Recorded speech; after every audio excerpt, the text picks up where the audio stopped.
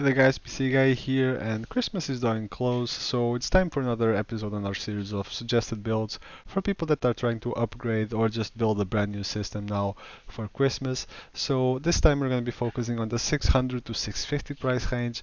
I'll go as close to the 600 as I can, and I will almost meet it in the US version. It will just be a little bit over on the EU version of the list, which is unavoidable because some parts I could not really find on the EU sellers. I did a $1,000 version of this video last week for anyone that's interested in a bit of a better, more expensive PC.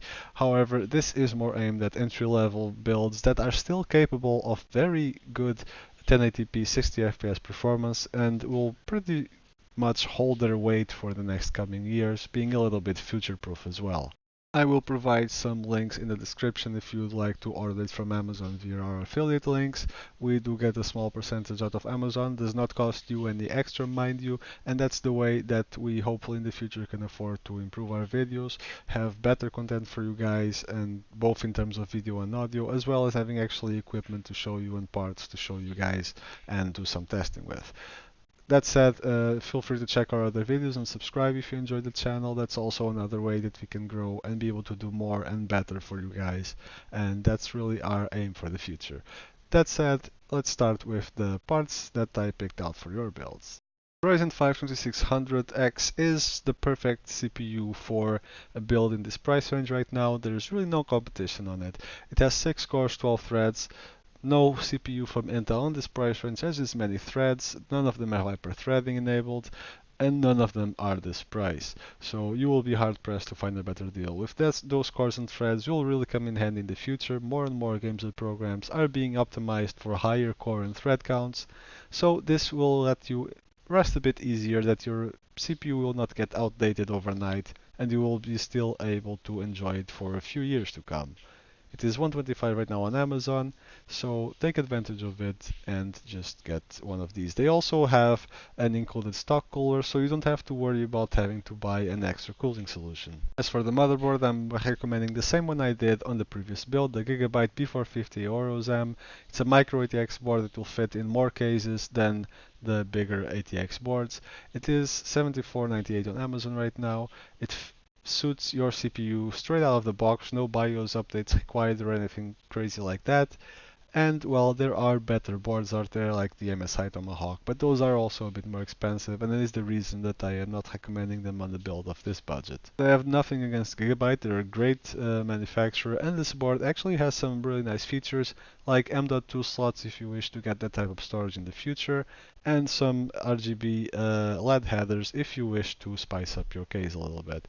The board itself is a very nice looking neutral gray/black, with a couple very tasteful RGB that you can definitely turn on in the BIOS if you so wish. Ryzen likes its memory fast and snappy, so I picked the 3200 16CL G.Skill Ripjaws 5 series. So it's 16GB, two 8GB sticks, so you can take advantage of dual channel memory naturally. You're getting them at $65 on Newegg, and they are pretty much what you can get for this price. You can get better, but it will cost you more. And I chose a very black, very neutral theme that will suit any build, any motherboard, and any aesthetic. There are obviously RGB versions out there, but they'll also cost you more, and you're better off spending it on something that will actually give you performance, at least at this price point. For storage, I chose the same as I use on the $1,000 build, which is the WD Caviar Blue 1TB 7.2K RPM hard drive, $45 for 1TB. Not bad at all, and they perform nicely, and you can always flop your Steam library in there unless you use games or programs. Consider an SSD to be essential on any system in 2019. It just makes everything so much quicker and snappier. So the Kingston A400 240GB is a very cheap and reliable option that will let you install Windows there, make it so much faster, and you still have some space left over to any games or applications that you want to use more often. For graphics card, I went with the Gigabyte RX 590 8GB. It has a dual fan cooling capabilities, which is a lot better than any other blower style that is out there. It's at $180 on Newegg, and the reason I went with the 590 is the 8GB of VRAM. The next generation consoles are rumored to be coming out with around the 11 or 13 gigabytes of VRAM, so the games will probably start requiring more and more because they are designed sometimes for consoles and ported to PCs, not always very well optimized, and I find that having enough RAM on your graphics card is one of the things that you can do to make it a bit more future proof. So the reason I went with this one is that, as opposed to, for example, the 1650 Super or other NVIDIA graphics card, that they all have a little bit less VRAM than this one does, and this one actually matches them blow for blow in terms of frame rate. The price is pretty comparable. Some of the cards on the video side are a bit cheaper, some more expensive, but in general, they're all around the same price range. They all perform around the same performance, and this one will serve you probably for longer than the other ones will. For power supply, 550 watts will be enough for the system. You'll have to go with a non-modular one, but at least the cables are all nice and sleeved in black, so they will not have the yellow and red ketchup and mustard all over your system, and it won't look like crap.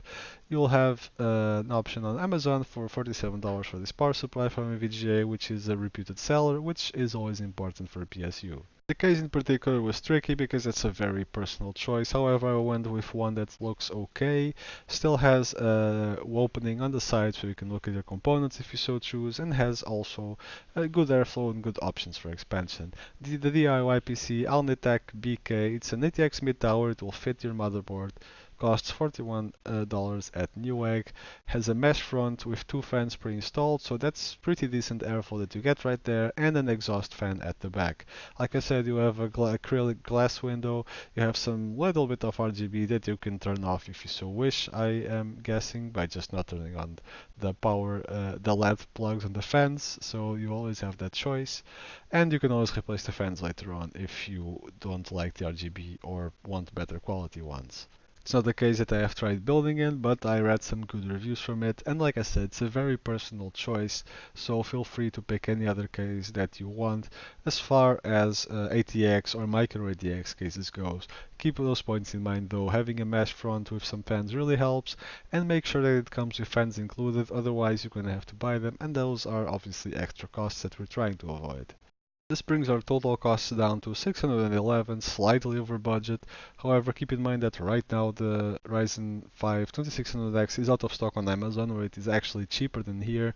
So when it comes back in stock, you'll probably be able to get the system almost within the budget that we set of the $600. However, so little over budget that I would consider this a successful mission, and you'll have a PC that will carry you through a few years of 1080p 60 FPS gaming without any issues. On the EU version of the build, I ran into a couple unexpected snags, and those were the case and the PSU. They were not available, it's not the exact same models, so I went to something comparable. I'll guide you through the differences and let you see what I picked instead. The Cooler Master MW Bronze 550 watts was the replacement I chose for the PSU.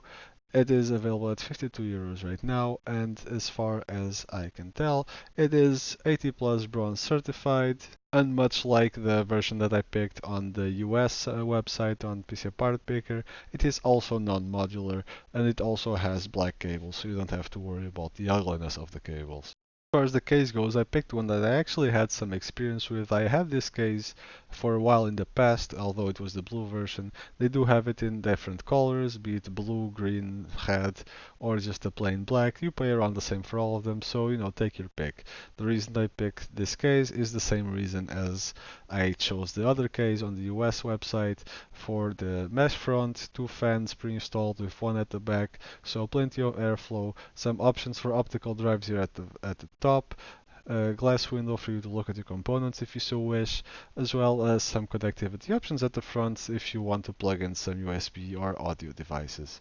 That brings our price total up to 630 euros, which is a bit more than on the US version. However, it cannot be helped with the price differences. If you're trying to build a comparable PC, there will always be differences like that. How can you bring this down a little bit? Well, you could get a power supply from a bit of a less reputable manufacturer, which I do not advise. Or, well, I suppose you could bring down the price here by going with a cheaper NVIDIA card instead, or an RX 580 if you really could not spare the extra $30 of your budget. 30 euros even. I feel like these are very capable builds that you can get for a very reasonable price. If you think about it, they are not a whole lot more expensive than the price of a new console when they release these days. So for actual computer they can use for a whole lot of other things other than just games.